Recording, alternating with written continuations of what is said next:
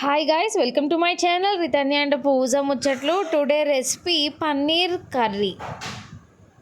ఇంట్లోనే ఈజీగా ఎలా రెడీ చేసుకోవాలో వితౌట్ ఎనీ ఫుడ్ కలర్ మనం మేక్ చేసుకుందాం.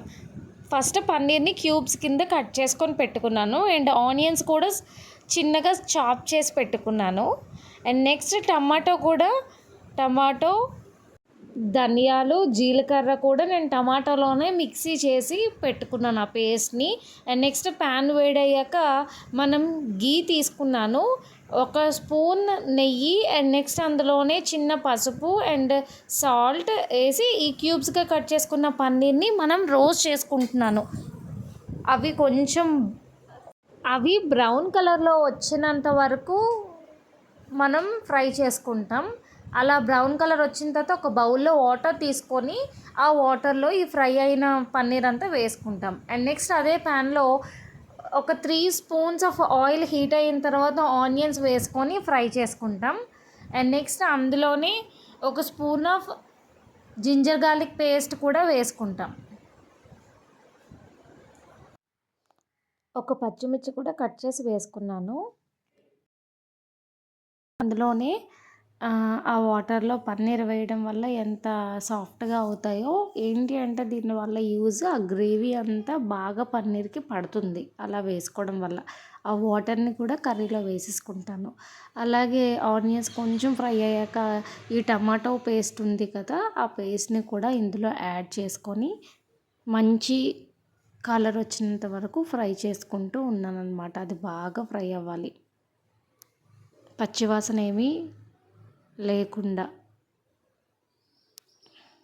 అందులోనే ఒక స్పూన్ అంతా కారం and next garam masala powder.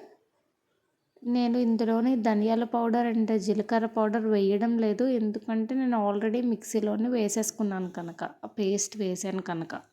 Okay, ఒకవేళ మీరు వేయకపోతే ఇందులో ధనియా పౌడర్ అండ్ జీలకర్ర పౌడర్ కూడా వాడుకోవచ్చు. నెక్స్ట్ సాల్ట్, రుచికి సరిపడంత సాల్ట్ మనం మధ్య మధ్యలో చూసుకుంటూ కూడా మనం సాల్ట్ని అడ్జస్ట్ చేసుకోవచ్చు. అండ్ నెక్స్ట్ బాగా ఫ్రై అవ్వాలి. ఎంత ఫ్రై అవ్వాలి అంటే ఆయిల్ మనం వేసేది బయటకు వచ్చేంత వరకు ఫ్రై అవ్వాలన్నమాట. అండి కొంచెం ఫ్రై అయ్యింది కదా, అందులోనే నేను జీడిపప్పు నానబెట్టుకొని పేస్ట్ చేసుకున్నాను, అది కూడా ఇందులో యాడ్ చేసుకుంటున్నాను ఫర్ గ్రేవీ కోసం అనమాట. అండ్ నెక్స్ట్ అది కూడా మంచిగా కుక్ అవ్వాలి. అది మంచిగా రెడ్ కలర్ వచ్చేంత వరకు ఫ్రై చేసుకుంటున్నాను అనమాట. అండ్ నెక్స్ట్ ఇది బాగా ఫ్రై అయిన తర్వాత మనం పన్నీర్ వాటర్ ఉంది కదా, ఆ వాటర్ని ఇందులో యాడ్ చేసుకుంటాం. సాఫ్ట్గా అయిన ఈ పన్నీర్ని ఈ మంచిగా కుక్ అయిన ఈ గ్రేవీలో వాటర్తో పాటుగా ఈ పన్నీర్ని ఇందులోని వేసుకొని కుక్ చేసుకుంటాం అన్నమాట. చూడండి గ్రేవీ ఎంతలా కుక్ అయిందంటే చూడండి, బయటికి ఆయిల్ అనేది బయటికి రావాలి. చూడండి చూపిస్తున్నాను, అలా ఉండాలన్నమాట కన్సిస్టెన్సీ అంతా. ఓకే, ఆయిల్ అనేది బయటకు వచ్చేటప్పుడు మనం పన్నీర్ని వేసుకొని లో టు మీడియం ఫ్లేమ్లో అడ్జస్ట్ చేసుకుంటూ మనం కుక్ చేసుకుంటాం పన్నీర్ని. మన గ్రేవీని సరిపడేటట్టు ఉంచుకుంటాం. మనం పరోటాకి కానీ చపాతీకి కానీ యూజ్ చేస్తే కొంచెం గ్రేవీ ఉంచుకుంటాం, రైస్కి అయితే కొంచెం థిక్గా ఉంచుకుంటాం అన్నమాట. అంతేనండి, ఈజీగా మనం ఇంట్లోనే పన్నీర్ కర్రీ ఇంట్లోనే ఈజీగా చేసేసుకోవచ్చు. ఆ లిడ్ తీసిన వెంటనే ఆ ఆవిరితో స్మెల్ వస్తుంటే చాలా బాగా అనిపించింది. ఎంత బాగా వస్తుందో స్మెల్. అదిగో ఇది ఇలా కుక్ అవుతున్నప్పుడే ఒక పెద్ద మనిషి వచ్చి టేస్ట్ చూస్తున్నారు చూడండి.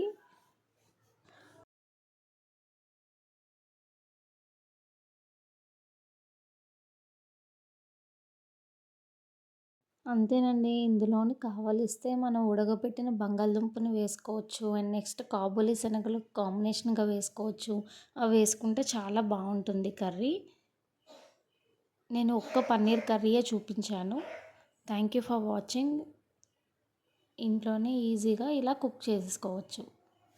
మీరు కూడా ఇంట్లో ఇలా ట్రై చేయండి. ఎలా వచ్చిందో కామెంట్ చేయండి. Thank you for watching. Please do like, share and subscribe.